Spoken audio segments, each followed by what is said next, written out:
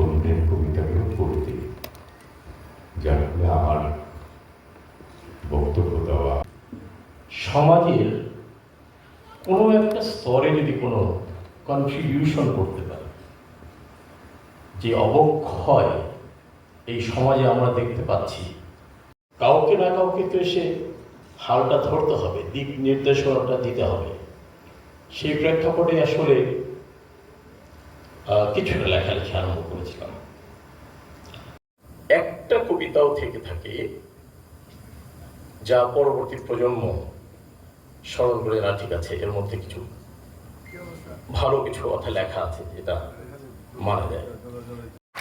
আর কষ্ট করে কবিতাগুলি যদি একটু পড়েন, সেখান থেকে যদি কিছু আপনাদের ভালো লাগে, থাকে শুধু অন্ধকার মুখোমুখি বসিবার বনলতা সেন। সম্মানিত শরীর, আসলে বন্দিরা বধে সুন্দর, শিশুরা মাতৃক্রোড়ে। আমি এখানে শুদ্ধ আর কেউ নই, প্রাসঙ্গিক কেউ নই। আমি কবিও নই, আবৃত্তি শিল্পীও নই। আমি একজন ছাত্র। এই কাজটা খুব সহজ নয়, অত্যন্ত কঠিন একটা কাজ করেছেন মিস্টার ফজলুল হক। তো যে কথাটা আমি বলতেছিলাম, যে বক্তৃতা এটা তো একটা শিল্প কৌশল। বক্তৃতা একটা শিল্প কৌশল, কবিতার মতো, সঙ্গীতের মতো। আমি সেটা এনজয় করি, কিন্তু আমি কবিতা ভক্ত একজন মানুষ। শিমুল মুস্তাফার আমি একজন এমন ভক্ত, উনি জানেন না সেটা। তাকে আমি গভীর শ্রদ্ধা জানাই।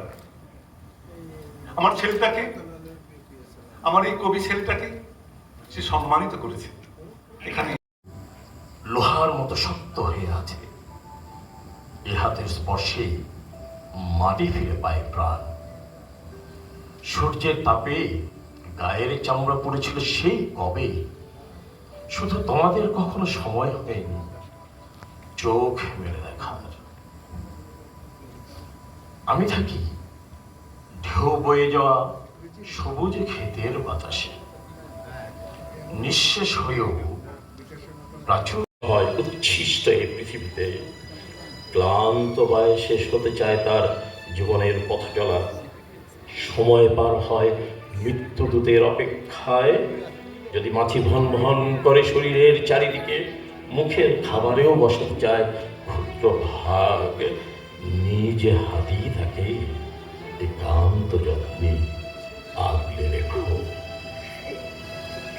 ইচ্ছা হলে মানুষ পরে নিজ পার্থক্যের দৃশ্য নিয়ে দেখবে।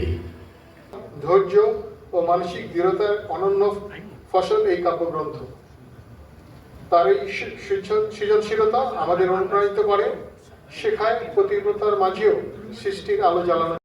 আজকে আমরা এই ফজলুল হকের সুস্বাস্থ্য কামনা করি, দীর্ঘায়ু কামনা করি, এবং এই বইটি যেটি আজকে মোড়ক উন্মোচন করা হলো মানুষের উপকার আসতে পারে সেই প্রত্যাশা রাখি। আমি আমাদের ঢাকা বিশ্ববিদ্যালয় অ্যাকাউন্টিং ডিপার্টমেন্টের 13 ব্যাচের পক্ষ থেকে আমাদের এই বন্ধুবর ফজলুল হককে ধন্যবাদ জানিয়ে সকলের সুস্বাস্থ্য কামনা করে আমি এখানে বিদায় নিচ্ছি। ধন্যবাদ সবাইকে। আসসালামু আলাইকুম।